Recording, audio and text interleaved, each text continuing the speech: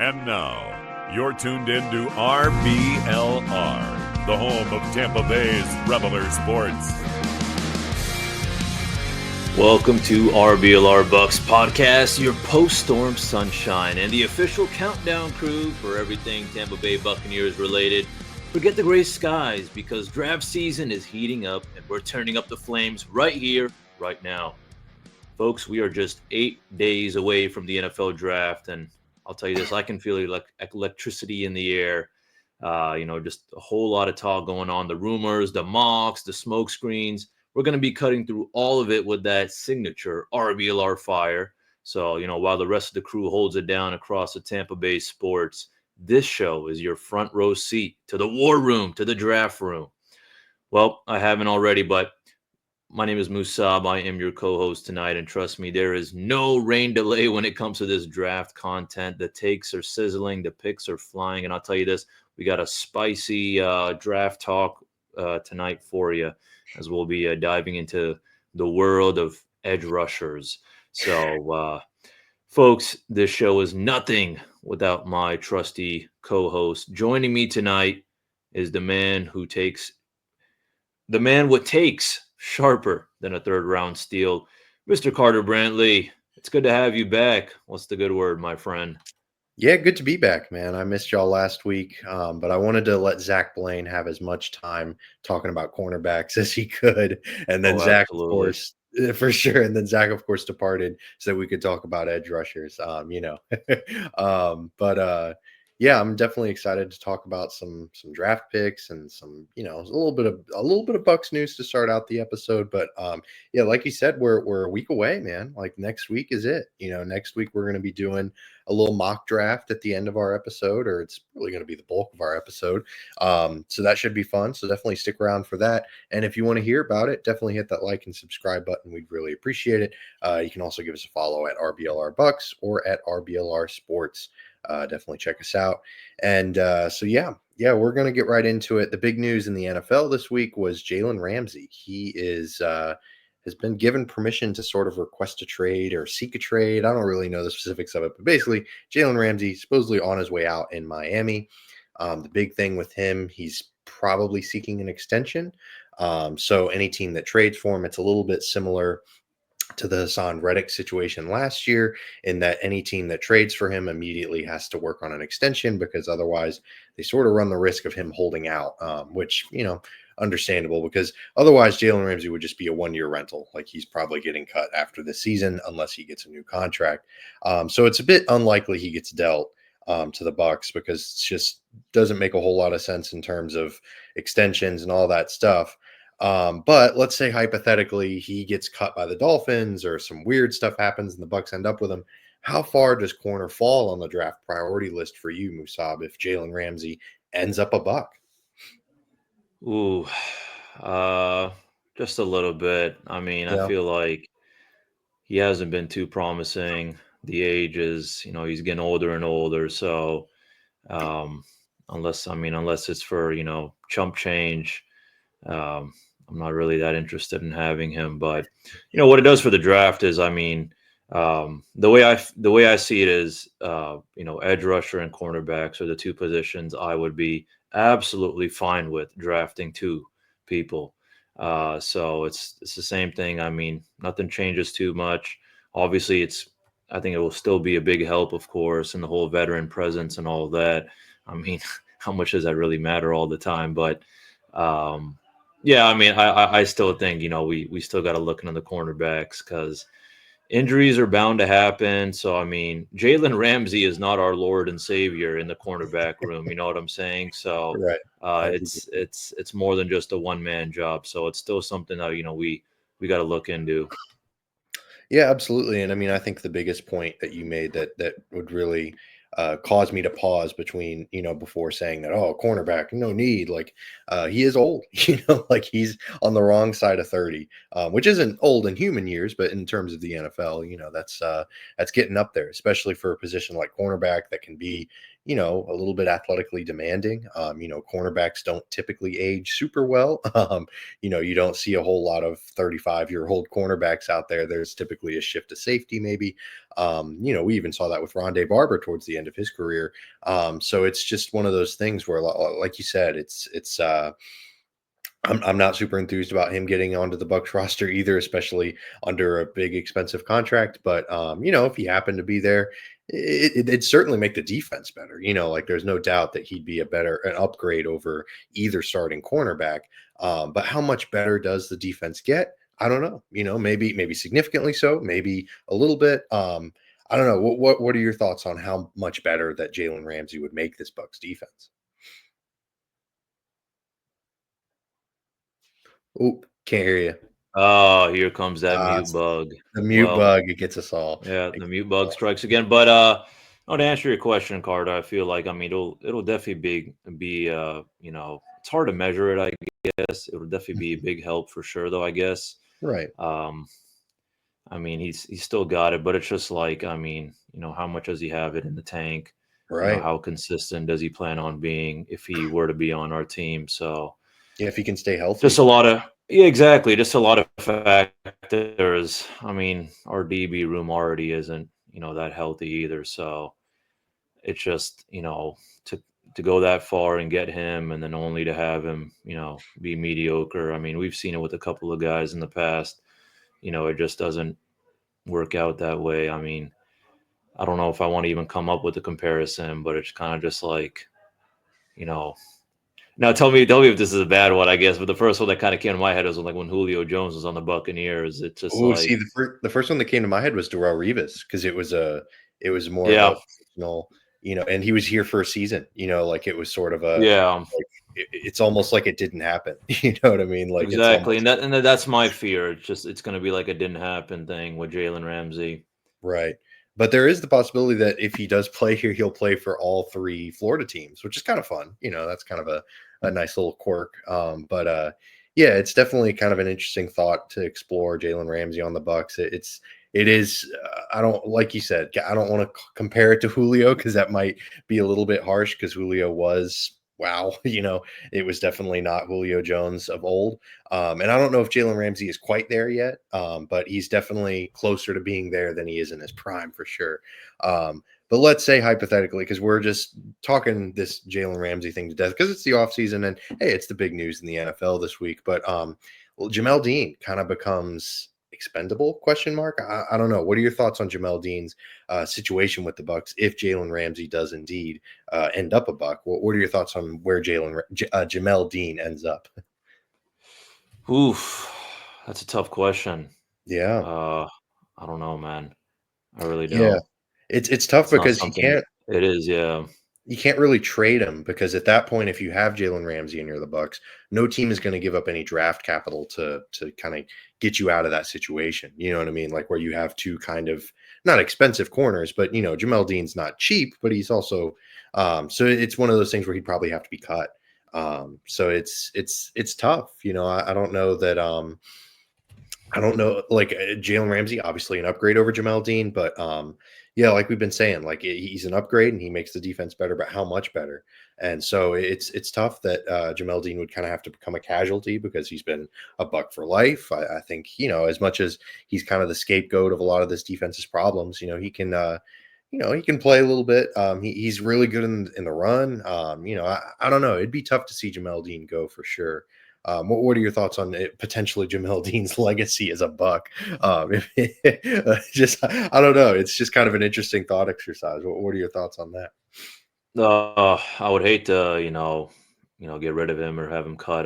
Yes, he is inconsistent, but he is, I guess, somewhat of a piece that's holding the DB room together. So I don't know. There's there's so many kind of off the field factors in my head with, even having Ramsey even replace Jamel Dean. I feel like, Sure.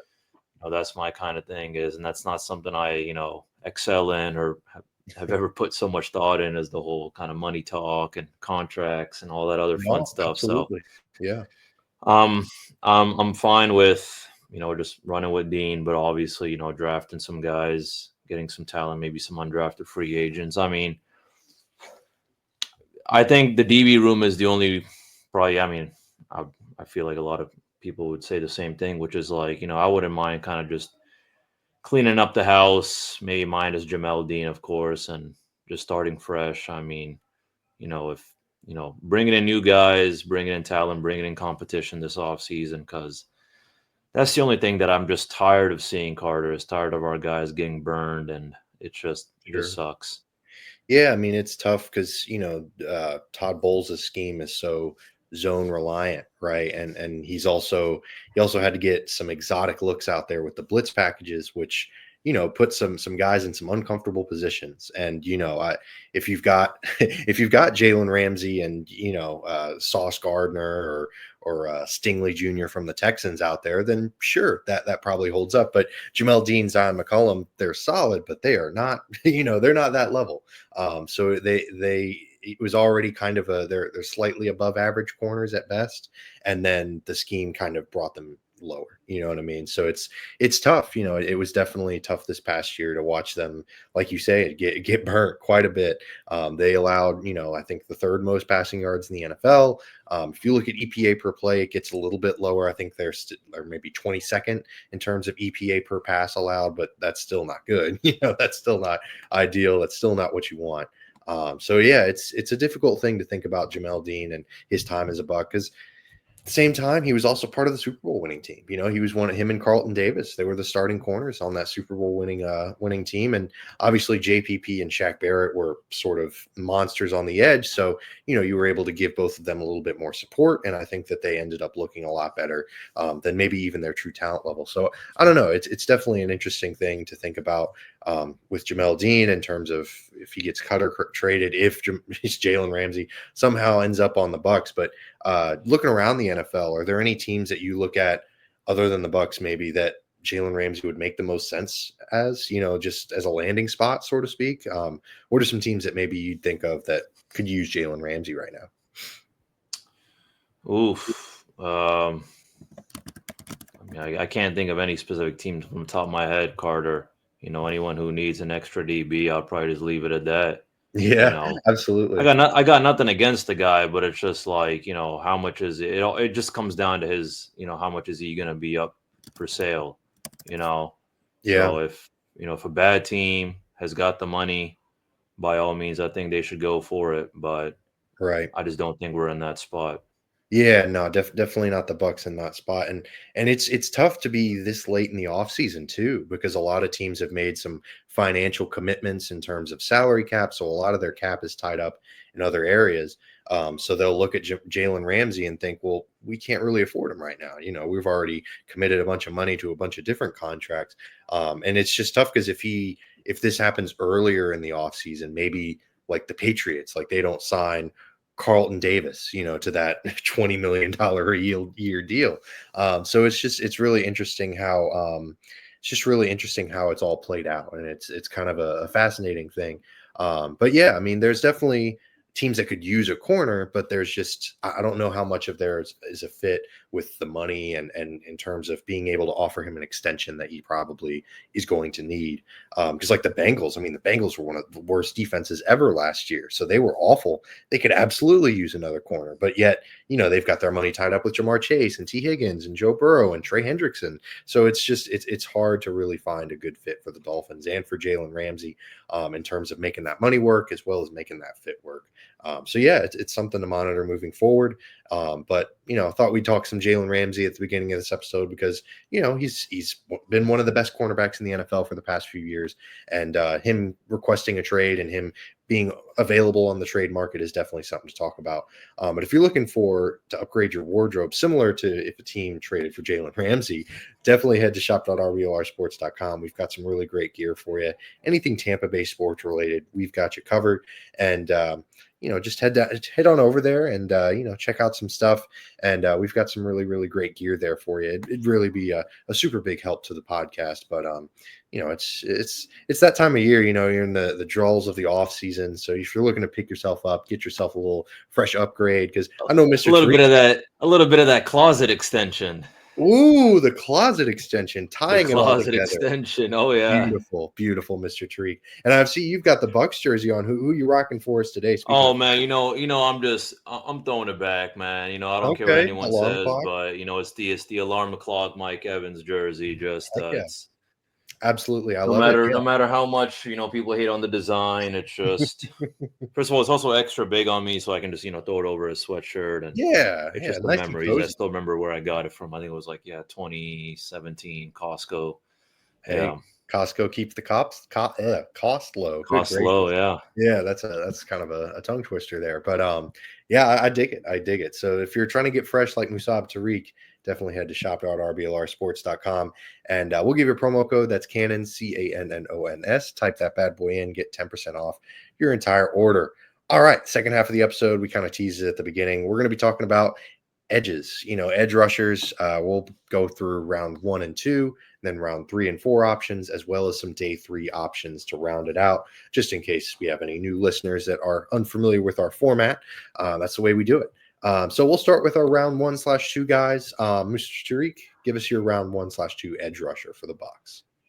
Absolutely. My round 1, round 2 guy is Mr. Jack Sawyer from the Ohio State University.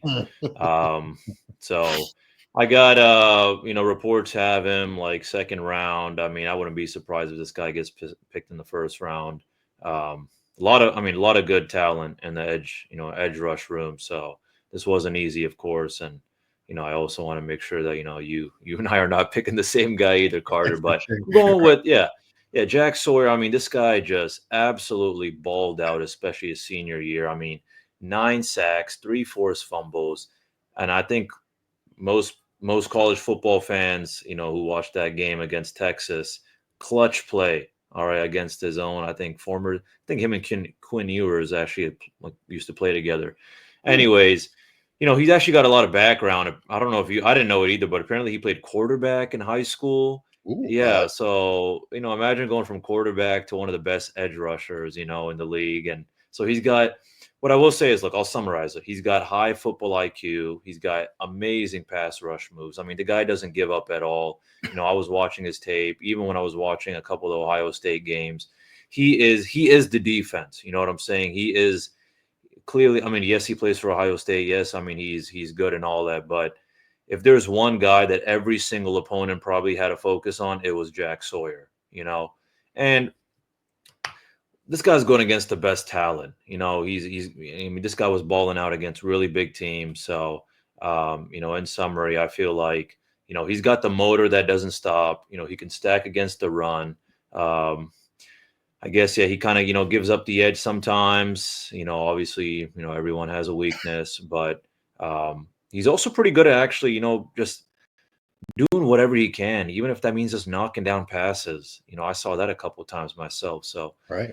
I guess, the one thing is, I guess he's a little bit stiff. I mean, there's only so much you can do as an edge rusher, and when it comes to being the perfect individual. But I think he's just an absolute bulldog. You know what I'm saying? I mean, what I saw from him against him facing one-on-one battles with the offensive line, I mean, it was embarrassing to see how unstoppable he is. So. Yeah. Wherever he goes, I think he's a a 3-down kind of guy. I think he's going to make a big difference. Yeah. And I would say, I mean, I think this would be a dream second round pick. We go first round corner if we're going him second round. And Yeah, he'd be a lot of fun. after that, we can just draft 4 quarterbacks. It don't matter to me. You know what I'm saying? Right. Yeah, that'd be a victory. No, I'm also pretty high on Jack Sawyer. I'd be interested to see where he ends up because, like you said, he's definitely like coming from Ohio State. They run that 4-3. He's more of a defensive end, but they can always switch him to outside linebacker. That's not an issue or anything. But I'd be really curious to see where he ends up, if not in a Bucs uniform. He's like you said, he's definitely really solid against the run, and he's got all those pass rush moves. Jack Sawyer. I mean, my goodness, that play against Texas, like you mentioned, just really, really outstanding stuff. And playing playing quarterback. I did not know that. That's really cool. I love the position versatility guys, because then it's just, then you can kind of, like you said, with the high football IQ thing, you can kind of put your mind in terms of your opponent. Like if you're, whoever you're playing against, you can kind of think with them. You know what I mean? Almost try to guess what they're doing. So definitely some good stuff there with Jack Sawyer. Shout out to Zach. He couldn't be with us on the show tonight, but he had James Pierce Jr. out of Tennessee, and James Pierce Jr. I mean, my goodness, if you haven't heard of him, you're kind of sleeping under a rock. A lot of people have the Bucs taking him in the first round, and he's just, one of the most athletically gifted people in this draft. So definitely James Pierce Jr., really, really solid option for the Bucs in round 1 if they decide to go with an edge rusher. But I went with another round 1 option, Mykel Williams out of Georgia. He's another guy that's kind of a popular Bucs pick. He's another just physical specimen. I hate to describe guys like that, but he just, got to give credit where it's due. He's 6'5", 265, and he's kind of similar to Trayvon Walker a few years ago with Georgia, in that he doesn't have a whole lot of track record in terms of production in college. They also happen to both go to Georgia, but they're both also incredibly athletically gifted, just really, really monstrous out of college. And they're both super young. Mykel Williams, 21 years old by the time the season starts. He's definitely a round 1 guy. Some mocks have him going earlier than the Bucs. So it's really kind of one of those questionable things whether he even lasts to 19. Unfortunately, him and Jahad Campbell are 2 really popular Bucs picks, but both of them could be gone theoretically. So definitely around 1, really sold on that. And the good news with Mykel, that you're never going to question his effort either. So he's not only physically gifted, he's also just incredibly high motor, just always effort, really good against the run because of that. So the question with him is just, can he develop more as a pass rusher? Can he refine his pass rushing moves? Which is going to be a theme throughout this episode with our edge rushers, because it only goes downhill with the rest of our picks. And speaking of round 3/round 4 guys, I'll kick us off. I've got Kyle Kennard from South Carolina. He's a bit of a borderline round 3 guy. He might go in the 2nd round because he was really good last year. One of the best pass rushers in college football. Won the Nagurski, was consensus All-American, SEC Defensive Player of the Year. 6'4", 254, really, really athletic, 8.58 RAS score, which is relative athletic score. So I shouldn't say RAS score, that's redundant, but he's one of the fastest edge rushers in this class, and really, really productive in his last season at South Carolina. He started at Georgia Tech. So it's just the big question is, can he replicate that production? And he's not really great against the rush, because 254, while it's not light, it's definitely not as big like Mykel Williams, 265. He's got the good news is Kyle Kennard could maybe fill out a little bit. And he's very intelligent. He plays the screens really well. He can really read QB contains and stuff like that. He just needs more pass rush moves. But the good news is, like Mykel Williams, really high motor, never going to question his effort. So Kyle Kennard, that's my round 3/round 4 guy. Mr. Tree, who you got for us? Love it, Carter. I got Jared Ivey from Ole Miss, and he is what you call, yes, he was, listed as an edge rusher, but he's a versatile defensive lineman. I mean, this guy knows how to play from different alignments, and it's not just his size that allows him to do so. I feel like it allows me to, think that, this guy knows what his role is or his responsibility on every single snap. So big dude, serious length. And I mean, he took off while playing for Ole Miss. I mean, again, he started his career at Georgia Tech, went on over to Ole Miss. Senior year, he was a monster, just absolutely wrecking the backfields. Now, the big strengths are that, the strength is that he's very strong. I mean, he really is, watching his tape, that first punch, it knocks tackles on skates. Seriously. Uses his long arms. He's got a good technique. And the biggest thing I love about it, violent hands. I mean, his hand game is absolutely elite. It doesn't matter what he needs to do, chop, push, pull, you name it, he can do it. So that's the thing that for getting a guy around these rounds, the expectations are not as high as it would be for someone, you're getting round 1 or 2. And, of course, you always have time, and I'm not expecting any rookie to just come out, hitting the floor running, but definitely a good kind of, plug-in guy immediately. I feel like he can definitely make some damage. Weaknesses is, a little bit stiff in the hips, just like, Jack Sawyer. Doesn't, too much bend around the corners. And I guess, even watching it, I mean, it wasn't like he was anything super flashy or anything. He was more those guys who just did whatever they could, with his size. And that's what I love most about him is, was he a sack machine? No, but I mean, he made some damage out there. So wherever he ends up, I feel like the coaches are going to love him for sure. Yeah, absolutely. I mean, the good what I really like about Jared Ivey, like you said, the versatility is probably the biggest thing with him. Because it's nice to have a guy that can line up all over the place, right? Like it's kind of nice to have that versatile chess piece, so to speak. And Jared Ivey certainly can be that. And Mr. Blaine was mentioning Jordan Birch out of Oregon as his guy as an edge rusher. He's kind of similar to Ivey and Sawyer in that they're more defensive ends, but at the same time, he's definitely got some nice pass rush moves, and he had a pretty nice season in Oregon to finish out his career. And he's kind of shooting up some draft boards. He's going to be around a round 3 or round 4 guy, so that's definitely It's a big guy, 6'6", 295. yeah, Ooh. huge. Yeah. So almost one of those, like sort of similar to Jared Ivey, can probably line up on a bunch of different spots. Maybe he's sort of like a Logan Hall type where maybe he can line up on the edge, but he can also definitely line up on the inside as well. So we're getting to our day 3 guys, sort of the hidden gems, if you will. Shout out to Mr. Tariq. K. Robinson is my guy out of Alabama.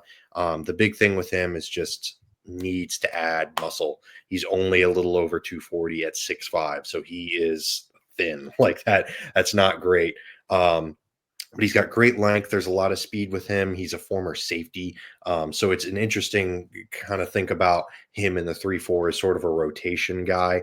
Him and Anthony Nelson are sort of would be kind of similar comps in that he can drop back into coverage and he can play just sort of as at any given time. And he also has some special teams value too, so he can immediately come in and contribute.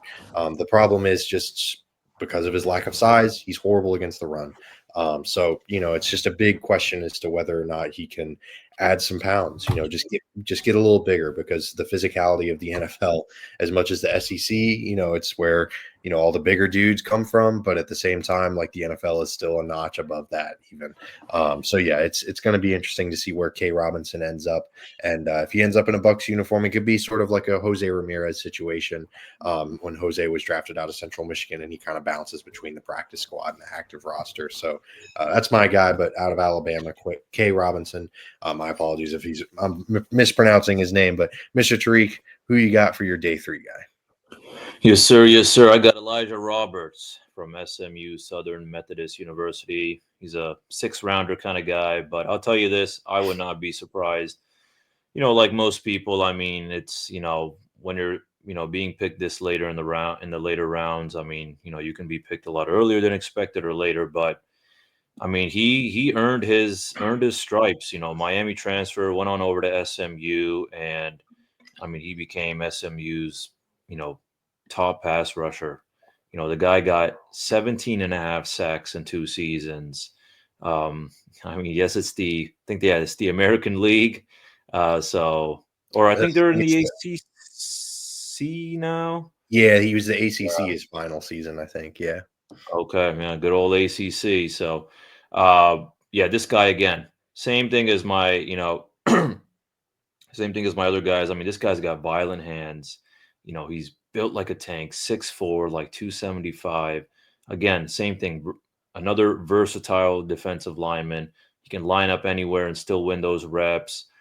What I love the most was I love his bull rush. I mean, it's just absolutely nasty. I mean, he was walking dudes and into their quarterback. So again, love the effort. But the only thing is that, for his size and as nice it is that, he's got violent hands and he's a big dog. I mean, he's just not the quickest guy, not the best at moving, side to side, struggles when plays, bounce, outside. So, and because of that, sometimes he'll miss his tackles. So he needs to kind of clean up on that technique. And I guess, I'll probably say he depends a little bit more on his power than his speed, which is totally fine. So at this point, I mean, I feel like honestly, this guy would be an absolute hidden gem. This is the kind of guy you would squeeze in or, plug in when needed, make some damage, allow the starters to get a little bit of rest, but still hold down the fort. So again, I mean, I'm really excited about all these guys, and this is the part I'm always excited about. Carter is, I save every single one of these guys that we talk about today and in the past weeks, and then kind of look back and say, okay, where did this guy end up? Or Right. Yeah. maybe after a couple of weeks, you'll hear a name. Oh wow, okay, I remember Carter or Zach picked this guy. Yeah, for sure. So, yeah. Yeah. Speaking of Zach, he picked Ahmed Hassanain. Oh, good gracious! I'm so sorry, Ahmed. But he's from Egypt. He only started playing football in 2019. I really like this pick. He's a really really interesting guy. He might be kind of one of those tweeners, sort of like the Logan Halls or the Jared Ivies or the Jordan Birches of the world, sort of a guy that can shift between like defensive end and also edge rush. We'll see where he ends up in terms of position. But definitely an interesting guy just because he's still new to football. So there's maybe a little bit more room for growth. Definitely a really interesting day 3 pick. Super powerful guy. Like he's only 6'2", but he's very stout. So he's really good against the run. It's just more about, like everyone else, same old, developing some pass rush moves. So we'll see where he ends up, but definitely a name to monitor, especially late in the draft. He's out of Boise State. So yeah, I mean, Musab, like you mentioned, I'm really going to enjoy looking back at all the guys that we talked about and see where they end up because, we're rooting for them. They all seem like they've got some interest. Everyone has their own story. Everyone has their pros and cons, and it's fun to dream on these guys. It's fun to dream on what they could be, what they could turn into. Their ceilings, and if they reach them. Obviously, unfortunately, not all of them do, but it's still fun to think about. And next week we'll be coming at y'all with a mock draft, and we'll be talking about a lot of these guys. We'll be talking about some of our own guys, maybe some of the guys that we haven't touched on. It just depends because Mr. Tariq, I think last year we did it where you had the mock draft simulator running, and I think we're going to do that again this year. Does that sound good? Oh yeah. Yeah, absolutely. Yeah, absolutely. And I was just about to ask you a quick question. So, Carter, we had actually discussed this last week, me, Tyler, and Zach, and talking about the corners, and we were Okay. saying that we would be absolutely fine if we got 2 corners. I mean, of course, Zach was happy to know about I'm that, sure. of course, and I'm sure he would Right. be real happy. But I mean, is this? Do you feel the same way with edge rushers? Would you be open to? So look, we got round 1, pick 19. We got a round 2, round 3, round 4. We got a round 5. We got a round 7. So is this something that you would think? Okay, we get a nasty pass rusher or in round 1 or round 2, and then maybe round 7, pick up a guy, or are you a little bit more interested in diversity? I mean, it's tough, right? Because you want to balance like just taking the best player available, but also not just like drafting too many of one position. So it's fine if they draft 2 of an edge rusher. It's also cool if they draft 2 corners or really 2 of any position other than maybe quarterback, but or punter or kicker. But pretty much any position. Like I'd be okay with them drafting 2 of almost any position, especially on defense. Like on defense, if they drafted 2 interior defensive linemen, like cool, sounds good. Like Yeah. they just have so much need across the board, Oh really yeah. on defense. So really, it's any defensive position if they draft 2 of it, no problem. And with these late day 3 picks, especially, you can get into the sort of, oh well, we're interested in picking this guy, but we're not going to pick him. We're going to sign you as an undrafted free agent. There's a lot of unspoken agreements. So when you get into the day 3, especially in that 7th round, it can almost become, I don't want to say a formality, but it can almost become like it doesn't matter nearly as much if a guy gets drafted or if they sign him because the Bucs can look at the undrafted free agents and also fill some needs there too. I mean, we saw it with Christian Izien a few years ago. Like he was an undrafted guy and he's turned into a valuable roster guy. So the Bucs can draft 2 edge rushers and then they can still pick up a corner on undrafted free agents. So I'm kind of cool either way. I trust Jason Light. He's done a great job with the draft for the most part. Obviously, every GM has their misses, but for the most part, he's done a solid job. So I trust him. And they have a pretty decent roster already. So it's kind of one of those things where they can kind of afford to be aggressive with trying to draft best player as opposed to drafting positional need. Absolutely. No, I'm right there with you. Yeah, I don't know if that I think that answers your question, but Yeah. yeah, Yeah, you answered my question. yeah, for sure. Yeah, so I'm so excited for draft season, man. Like the draft is going to be so much fun to watch. I'm going to try to organize us a live draft show. We'll have some guests on and stuff like that. And so feel free to stay tuned for that. They'll come. We're just doing round one. We're not sickos. We've got other things to do, so we can't necessarily do 3 shows in 1 week, but we can do 2 if it's the NFL draft. So definitely stick around for that. Give us a like, give us a subscriber if you want to follow us at RBLR Sports or at RBLR Bucs. We'd really appreciate it. But we'll see y'all next week, no matter what. And as always, from me and my co-host Musab, go Bucs. Go Bucs.